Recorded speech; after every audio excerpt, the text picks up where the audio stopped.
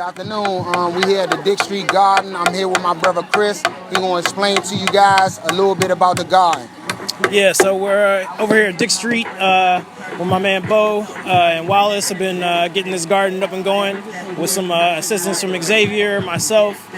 Today we got a bunch of people coming out from different locations, some from Broccoli City, their volunteer program, some from Howard University, Georgetown University, and people from the neighborhood and from the community.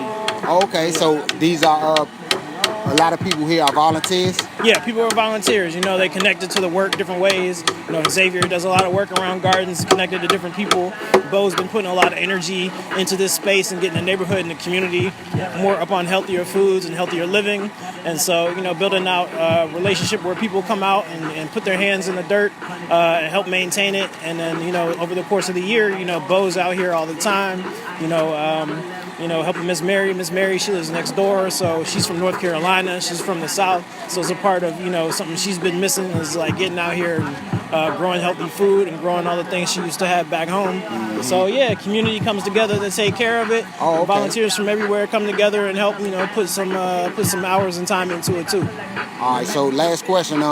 So where you guys get your dirt from that you're gonna use to grow all your vegetables and things? Yeah, so some of the soil is brought in from like composting companies like Veteran Compost or Chesapeake Compost.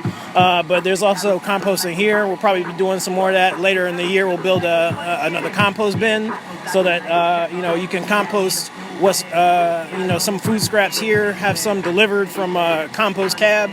They'll deliver table scraps that you can make more dirt, more healthier soil, so you can use it. And you don't have to go out and buy it all the time. When you make it right here on site. Thanks, Chris, man. I appreciate you because this is the first step in food sustainability, right? That's right. Major step. So, I mean, I'd say food sustainability and food sovereignty, that's where a community has control, has the skills, and benefits economically, socially, and physically from the healthier food that's in the neighborhood. It's not, somebody else controlling it. It's the community that has control over it. Yeah. Thank you, bro. I just want to know, what's your name, first of all? Bo. Bo? Yeah. All right, so Bo, how did you get all these people out here to be involved in this whole big movement you got going on? Well, actually, for the day, it wasn't just me. It was a whole lot of us that collaborated together. My mentor, Wallace Kirby, Chris Bradshaw for Dreaming Out Loud, and Xavier Brown, right, from Soul for City, right? Mm-hmm. All of us, man, we just get together, man. We want to do something for us, man, in a neighborhood, man, that's like just tore down, man. If you look around, you can see there's nothing really going on around us. So, today, we just say we'd make a day, man, and everybody come out. We know it was going to be a great day that everybody was going to be outside. So whether they came in the garden or not, at least they get a chance to see what's going on in their area. Okay.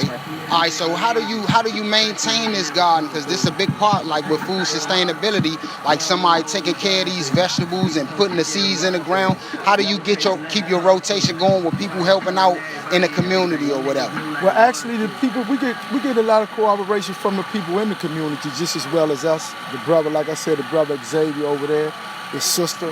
Actually, what we'll do, we'll get together a little bit before ahead of time. Like right now, we go around to certain little events and gather up seeds, GMO seeds, as much as we can, and we'll get together. A few of us in the little garden and agriculture crew, and we'll just get together. See who got what, and then we'll just work from one garden to the next. We might be here today, and then we might catch another brother or sister, somebody else with another garden in a low poverty area, and we go help them too. So we try. So it's like you guys have a seed exchange going on? Yeah, we got a seed exchange going on. Not just the seed exchange, voluntary information on whatever we want to do, like how the event came about today. We just called a few people and the creative blessings with whatever we got next. That's beautiful, bro. All right, well, I got one more question for you, man. Like, what could keep this garden running?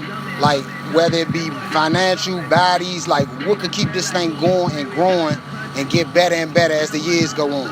Actually, us being a community, man. Us being a community, man, as they see what goes on here, they might not be in here right now, but later on they'll come in here, especially when they start seeing stuff start to sprout, right? So, once they see that start to sprout, they see the love on their own. They'll come and inquire, because like I said, I am an advocate in the community. They'll come and inquire, hey, what's growing in the garden? I say, well, come and find out. So one thing leads to another, right? You know, and they'll tell me, well, I can do this better. Then you do it. Don't you know? So you know, but it'll be a good thing. Like we're doing that, Right, and right. then there you go. You got somebody else coming and telling us that we can do it better, this and that. And that's what keeps us going. That's what keeps the whole. That's what keeps the whole community going. You know, because more and more people want to get involved, man. Man, that's good. You hold everybody accountable for their Yeah. own self. If you want something out the garden, grow something. Thank you, Bo, man. I appreciate this interview, welcome, bro. man. Thank you.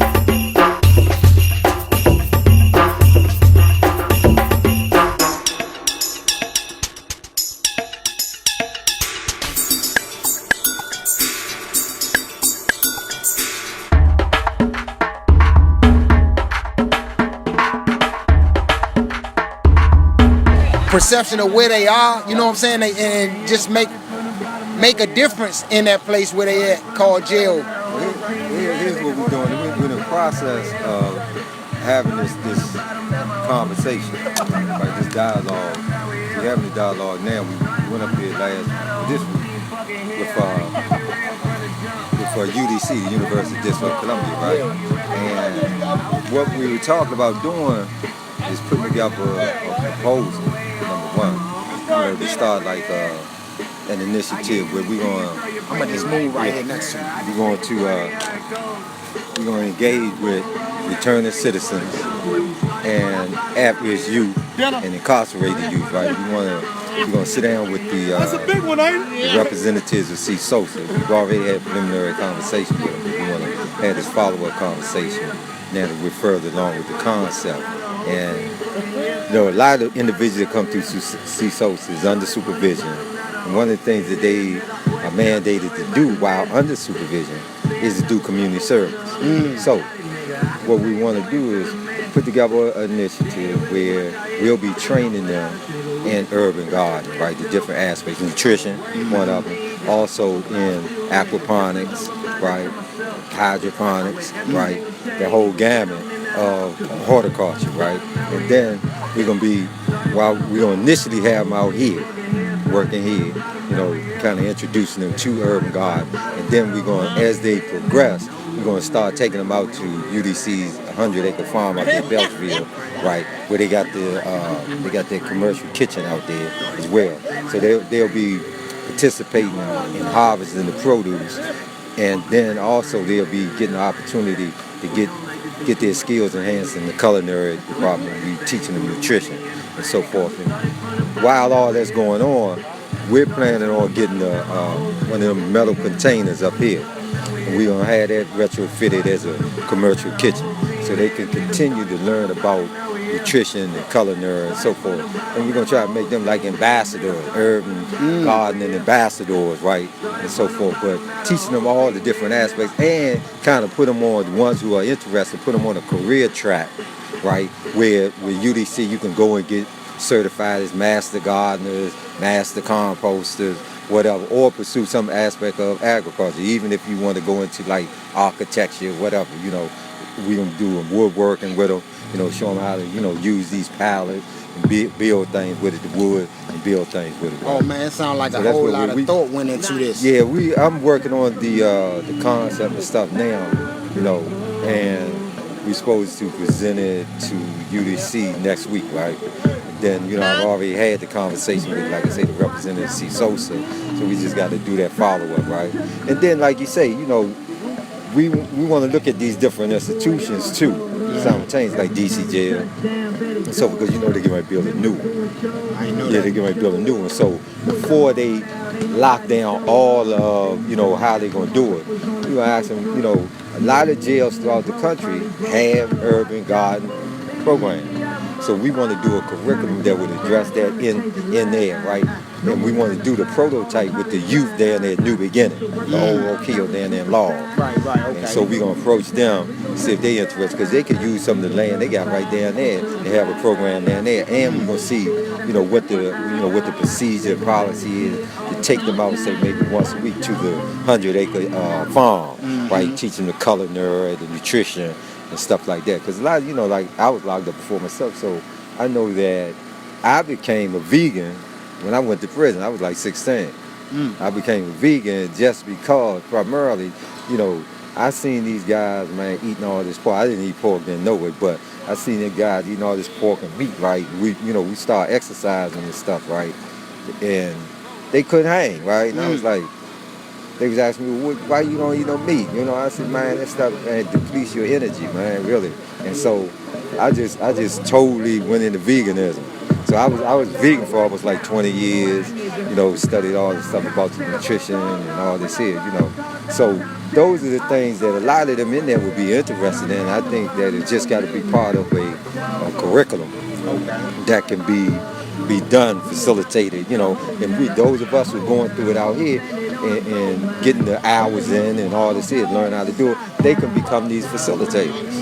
And then, like if they choose to, go out independently as consultants on their own to do certain things, just like with the composting. We were talking about, okay, we can start developing enterprises based on these different skill sets that we've been acquiring in agriculture, like composting, man. Why not, sit down and start, a business with composting? They got individuals at UDC that they do business plans. So they were saying, okay, well, that'll be an area we could give back and we could show people how to do the business plans on. So that's kind of how we moving with it. Man, thank you so much, man. Give me the name of the program. Well, the name of it is From Hustlers to Harvesters. Because, and the reason that we came up with that name is because a lot of us, that's what we did to survive. We were hustling. That's all hustling was about, was surviving. Being entrepreneurial.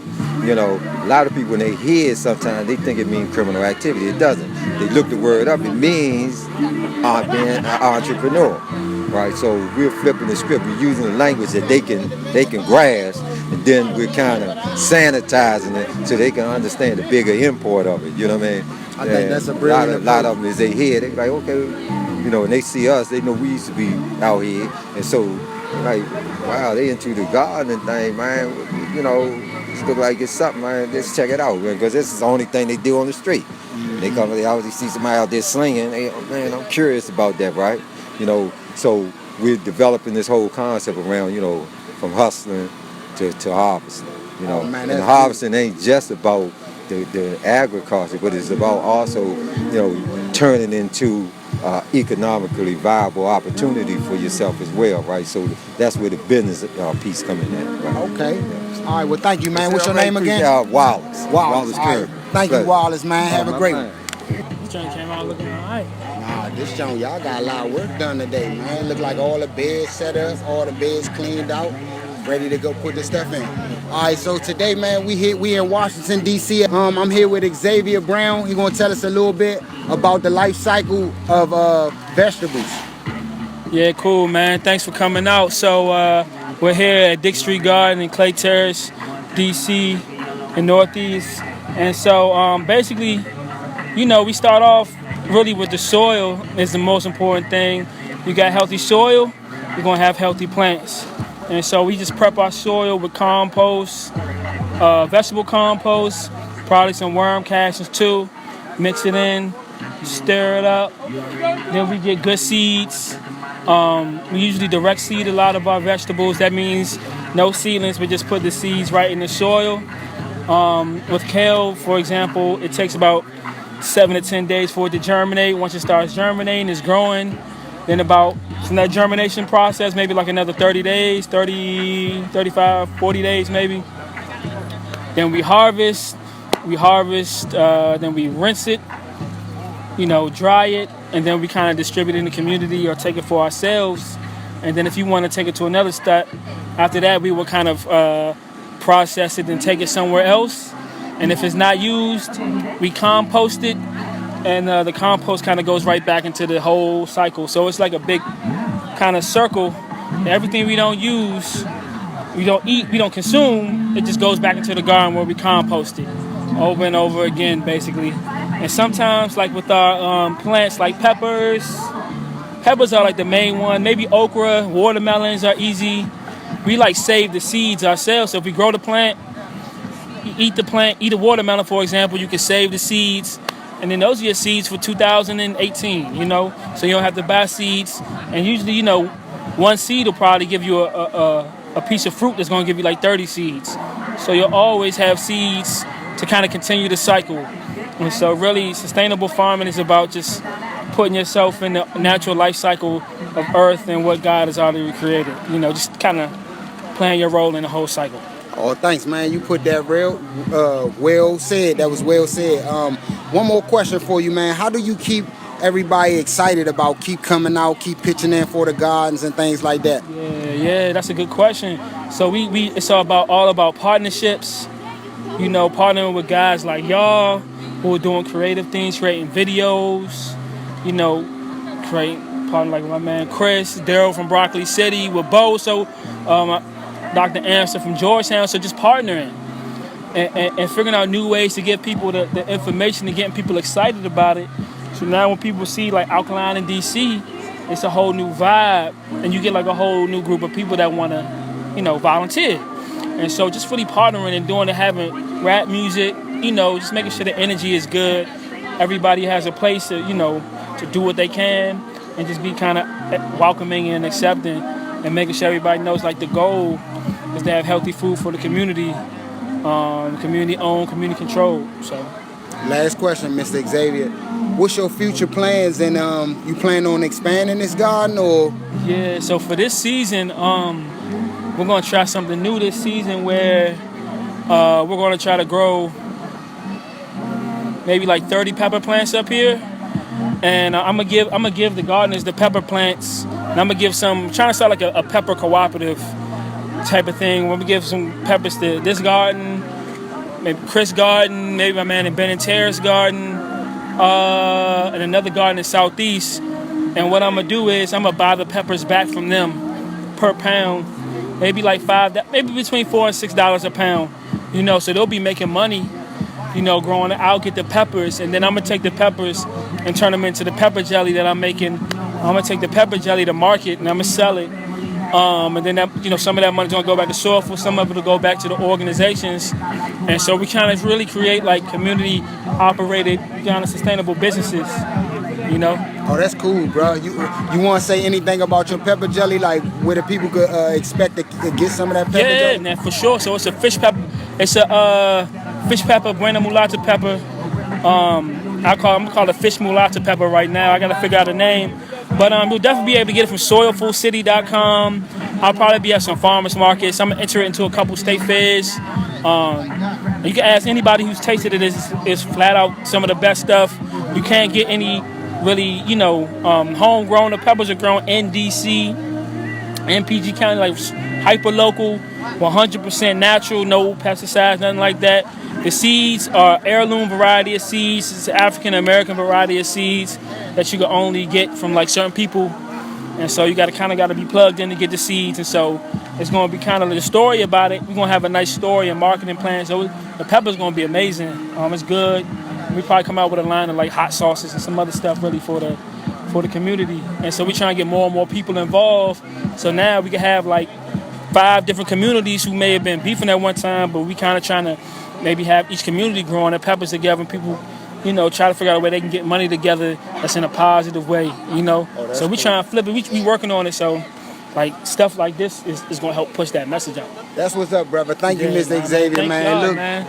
just to say it on camera, I had some of that pepper jelly, man. It was A1, man. It's messing with the mumbo sauce. Hey, we trying to take mumbo sauce down, man. I hear you, brother. We trying mumbo sauce. We trying to have something about the people. You know what I'm saying? All right, good looking out, brother. Thank you, man. That was money. DC at Dick Street Garden. We with my brother Daryl Perkins, yeah. Daryl Perkins from Broccoli City, and we just gonna ask him a question. So how do you get people to come out and volunteer to get their hands dirty in the earth or whatever? For sure. Definitely want to thank, X Soulful City. They always do just really great work. For us, with Broccoli City, obviously we have the festival, and it's dope that we're able to bring so many people together around sustainability, health. But it's like, how are we mobilizing? If we can mobilize 15,000 people to a festival, how are we mobilizing people to get active in their neighborhoods and their communities to do the work? That needs to get done to help feed people, help people fix up, clean up the communities. So what we did was we created an app called Chip In, and what it is you're able to earn chips by volunteering or by going to different events that we have in the app, and so it's like a social economy.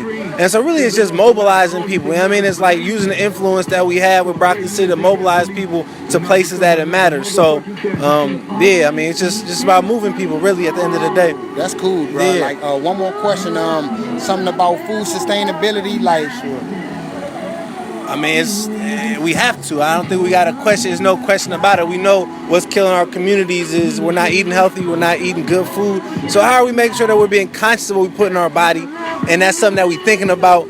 And then from there, just eating that good, healthy food, obviously, is key. And then making it like the cool thing to do. You know what I mean? Making sure the youngins is coming up with healthy eating patterns. Getting their hands dirty out here in these gardens. Like that's a direct translation of them being more connected to the earth.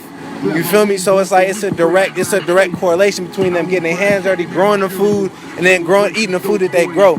And I mean that's the closest thing I think to really sustainability that you get is you touching the earth, and then you eating the earth that you just grew. And I think it really don't get too much more sustainable than that. Well said, brother. One more question, man. What's Broccoli City future plans, man? Just involving the community with events like this. Some of the future things that y'all got going on. We just want to do more. I mean, we want to get more active, be able to mobilize and move more people, do more projects like this. Just on a consistent basis. So throughout the year, we're getting people active, and then also going to other cities from city to city and really building what we say, like what really Broccoli cities look like, where, I mean, we have all these people coming out to help, you know, all folks from a lot of diverse backgrounds, just expanding that and just showing love, spreading love, you know what I mean? Like, I think we all just got to spread more love.